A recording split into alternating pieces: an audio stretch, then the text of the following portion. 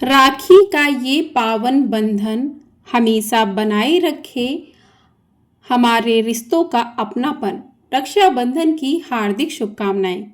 आज की वीडियो में आप जानेंगे कि साल 2025 में रक्षाबंधन का त्यौहार किस दिन मनाया जाएगा, 8 अगस्त को या फिर 9 अगस्त को।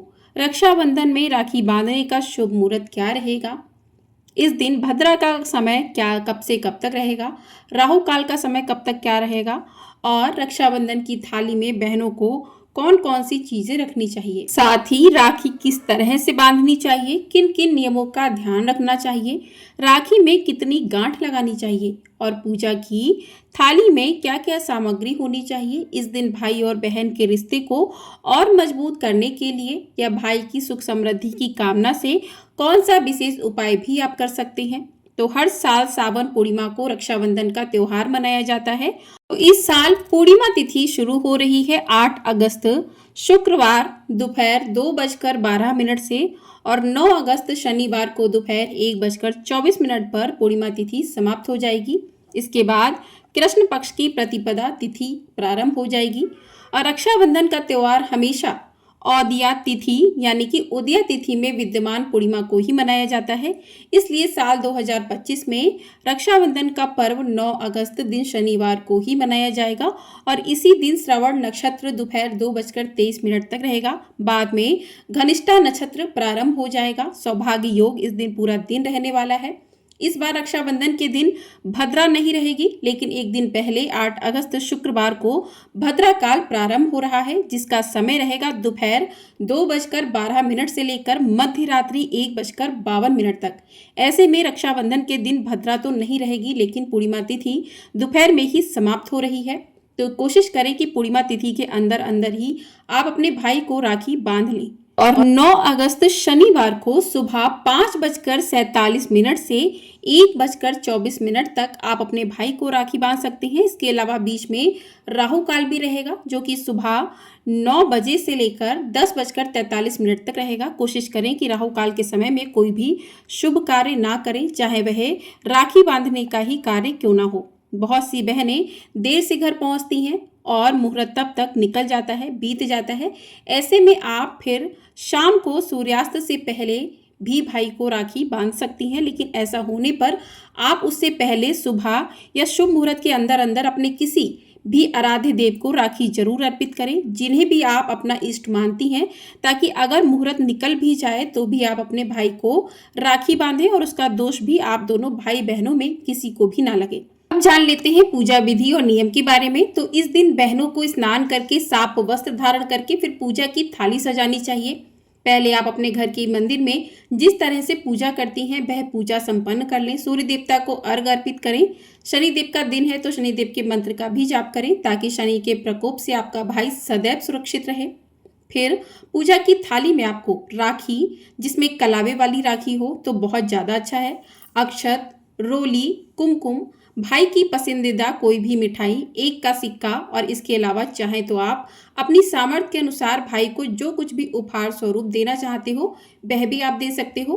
अब भाई को पूर्व या उत्तर दिशा में बिठाकर तिलक लगाएं, अक्षत चढ़ाएं, आरती उतारें, फिर राखी बांधें और राखी बांधते समय यह मंत्र बोलना बहुत शुभ होता है।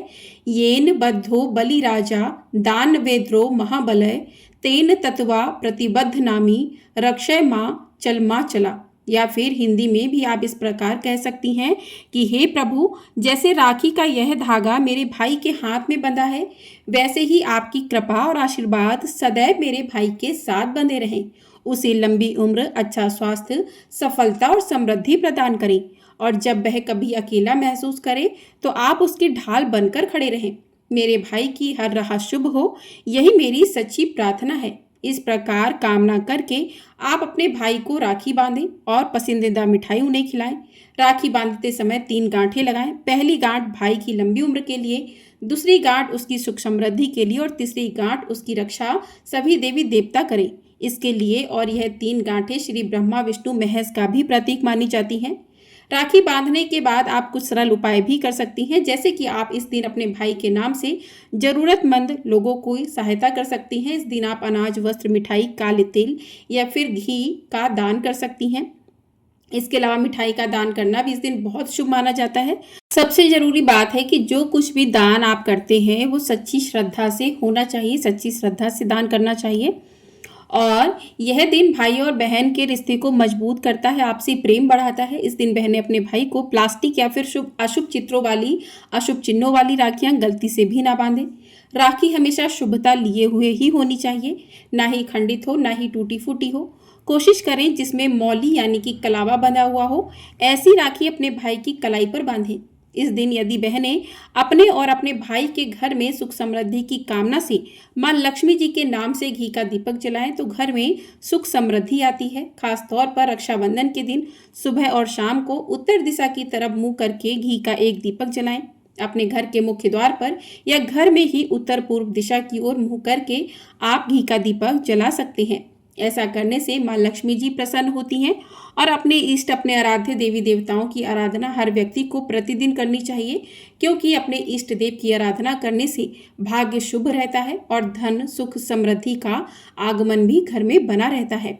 खास तौर पर रक्षाबंधन के दिन अपने कुल देवी देवता और अपने आराध्य देवी देवताओं का पूजन अवश्य करें, इससे आने वाले संकट भी दूर हो जाते हैं। और रक्षाबंधन के दिन यह दिन पूजन भाई बहन दोनों ही मिलकर अपने आराध्य का पूजन करते हैं तो भाई बहन के जीवन में खुशियों का आगमन होता है, उनके रिश्ते मजबूत बनते हैं और हर भाई बहन हमेशा उनका रिश्ता प्यार के धागे में बंधा रहे। कहते हैं कि राखी का धागा सिर्फ धागा नहीं होता है, यह भाई बहन के उस प्यार का अटूट विश्वास होता है जो कहते हैं कि बहन पर थोड़ी सी मुसीबत आए तो भाई उसके लिए हमेशा खड़ा रहता है।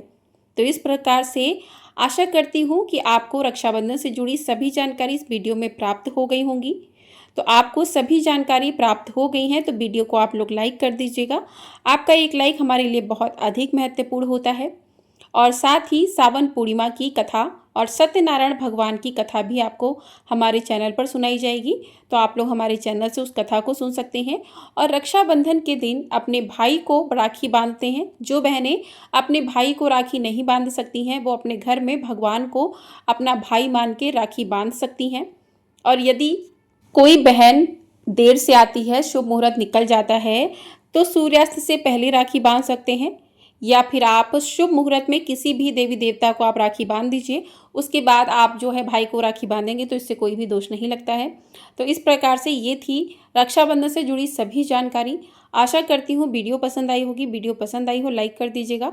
चैनल पर नए हैं तो सब्सक्राइब भी ज़रूर कर लीजिएगा। आपको हमारे चैनल पर भादो मास की कथाएं भी सुनाई जाएंगी प्रतिदिन, तो इन कथाओं को भी ढेर सारा अपना प्रेम ज़रूर दीजिएगा और कमेंट बॉक्स में अपने अपने भाइयों के नाम ज़रूर लिखिएगा और भगवान आप सभी के भाइयों को लंबी आयु प्रदान करें। इसी के साथ इस वीडियो को यहीं पर समाप्त करते हैं। मिलते हैं अगले वीडियो में। हर हर महादेव। ओम नमः शिवाय।